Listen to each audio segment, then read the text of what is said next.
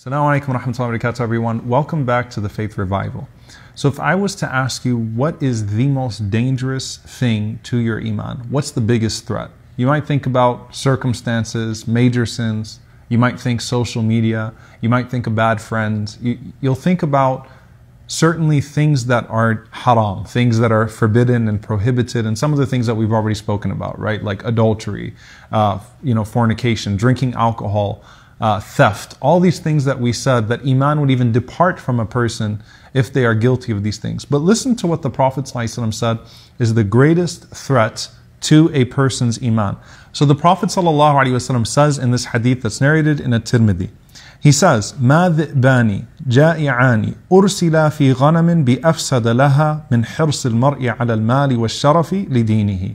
He said, sallallahu alaihi wasallam, that there is nothing more dangerous to a person's faith like two wolves that are let free amongst the flock of sheep. Imagine what the Prophet ﷺ is saying. Imagine two wolves that go into a flock of sheep.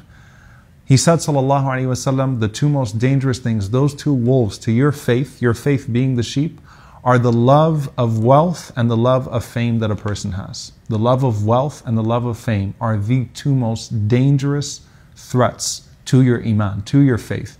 So it's not a major sin, it's not some horribly haram thing, it's wealth and fame, the love for wealth and the love for fame. Now, is wealth a bad thing? No, the Prophet ﷺ taught us to have the upper hand instead of the lower hand. Allah subhanahu wa ta'ala teaches us to say, رَبَّنَا آتِنَا فِي الدُّنْيَا حَسَنَةً وَفِي الْآخِرَةِ حَسَنَةً, to give us the best of this world and the best of the next.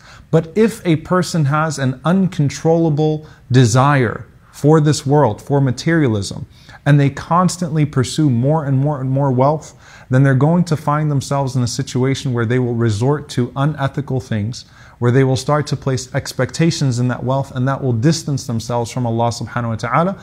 And sometimes having a lot of money changes a person's personality. Wealth can actually change a person's behavior. So they'll start to resort to some of the things that we've spoken about in the past, these major sins that we've spoken about in previous episodes.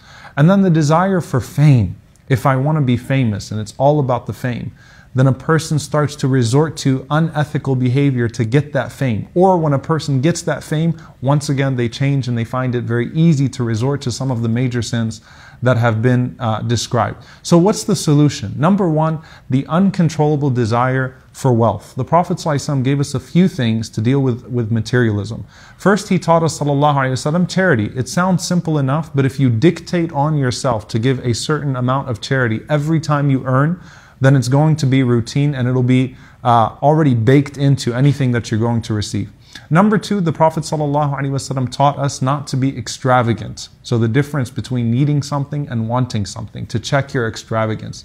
Number three, as we learn in the month of Ramadan in fasting, the importance of sometimes breaking off from something that is available to you of this dunya as a means of gaining a greater appreciation for it. So Omar radiallahu anhu said, if you have a comfortable bed, don't always sleep on it. Take a night off and sleep on the floor. The next day you're going to appreciate the comfort of that bed. When you fast, you appreciate the blessing of that food. So a person becomes content with what they have. Number four, the Prophet ﷺ taught us to constantly be grateful for what is given to us. As for the love for fame, the Messenger ﷺ taught us that we need to make sure that we never pursue something for the sight of the people. And he taught us that riya, showing off, particularly doing something to be seen by the people, is a hidden shirk. It's actually a hidden form of polytheism, because you turn those people into gods by acting in accordance with their sight.